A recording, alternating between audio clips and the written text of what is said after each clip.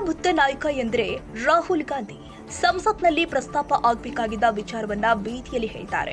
ರಾಹುಲ್ ಗಾಂಧಿಗೆ ಸಾಮಾನ್ಯ ಜ್ಞಾನವಿಲ್ಲ, ಮತಗಳತನ ಆಗಿದ್ರೆ ಕೋರ್ಟ್ ಹೋಗಬೇಕಾಗಿತ್ತು ಎಂದು ಸಂಸದ ಜಗದೀಶ್ ಶೆಟ್ಟರ್ ವಾಗ್ದಾಳಿ ಮಾಡಿದ್ದಾರೆ.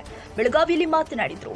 ರಾಹುಲ್ ಗಾಂಧಿಗೆ ಸಂಸತ್ನಲ್ಲಿ ಹೇಗೆ ನಡೆದುಕೊಳ್ಳಬೇಕು ಎನ್ನುವುದು ಗೊತ್ತಿಲ್ಲ. ಸಂಸತ್ತು ನಡೆಸಲು ಕಾಂಗ್ರೆಸ್ ಬಿಡ್ತಾ ಇಲ್ಲ. ಸಂಸತ್ತಿನಲ್ಲಿ ಪ್ರಸ್ತಾಪ ಆಗಬೇಕಾಗಿದ್ದ ವಿಚಾರ ಬೀದಿಯಲ್ಲಿ ಹೇಳ್ತಾರೆ. ಮಹದೇವಪುರ ಕ್ಷೇತ್ರದಲ್ಲಿ 1 ಲಕ್ಷ ಮತದಾರರು ನಕಲಿ ಇದ್ದಾರೆ ಎಂದಿದ್ದಾರೆ. ರಾಹುಲ್ ಗಾಂಧಿಗೆ ಸಾಮಾನ್ಯ ಜ್ಞಾನವಿಲ್ಲ. ರಾಹುಲ್ ಗಾಂಧಿ ಕೋರ್ಟ್ ಹೋಗಬೇಕಾಗಿತ್ತು, ಅಲ್ಲಿ ಹೋದ್ರೆ ಜಯ ಸಿಗಲ್ಲ ಎನ್ನುವುದು ಗೊತ್ತಿದೆ.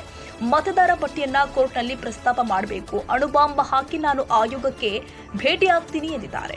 ರಾಹುಲ್ ಹೇಳಿದ್ರು ಖರ್ಗೆ ಜೊತೆಗೆ ಹೋಗಿ ಮನವಿ ಕೊಡ್ತೀವಿ ಎಂದ್ರು. ಆದ್ರೆ ಸಿಎಂ ಡಿಕೆಶಿ ಮನವಿ ಸಲ್ಲಿಕೆ ಮಾಡಿದ್ರು. ಚುನಾವಣೆ ಆಯೋಗ ದಾಖಲೆ ಕೇಳಿದ್ರೆ ಕೊಟ್ಟಿಲ್ಲ. ರಾಹುಲ್ ಗಾಂಧಿ ಮಾಡ್ತಾ ಇರೋದು ಹುಚ್ಚರಾಟ, ಹಸಿ ಸುಳ್ಳು. ಅವರ ಆರೋಪದಲ್ಲಿ ಯಾವುದೇ ಹುರುಳು ಇಲ್ಲ ಎಂದಿದ್ದಾರೆ.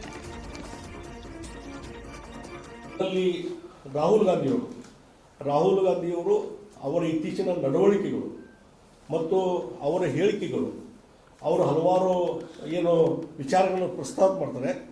ಅವರು ಮ್ಯಾಚ್ಯೂರ್ಡ್ ಲೀಡರ್ ಅದರೋ ಅಥವಾ ಅನ್ಮ್ಯಾಚ್ಯೂರ್ಡ್ ಅದರ ಅಂತ ನೋಡು. ಅಪ್ರಬುದ್ಧ ನಾಯಕತ್ವ ಅಂತಂದರೆ ಅದಕ್ಕೆ ಮತ್ತೊಂದು ಹೆಸರು ರಾಹುಲ್ ಗಾಂಧಿ ಅಂತ ಹೇಳ್ತೀನಿ. ಅಪ್ರಬುದ್ಧ ನಾಯಕರು ಅಂತ ಹೇಳಿ ನೋಡು. ನಾನು ಪಾರ್ಲಿಮೆಂಟ್ನಲ್ಲಿ ಹೊಸ ಅನುಭವ, ಕಳೆದ 1 ವರ್ಷದಿಂದ ನೋಡ್ತಾ ಇದ್ದೀನಿ.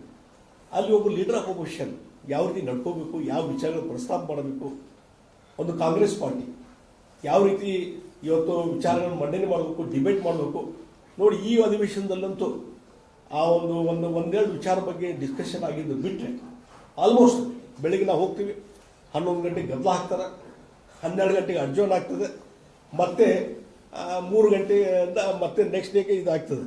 ಈ ರೀತಿ ಕಂಟಿನ್ಯೂಸ್ ಕಳೆದ 1 ವಾರದಿಂದ ಅರ್ಜುನ್ ಆಗ್ತಾ ಇದೆ.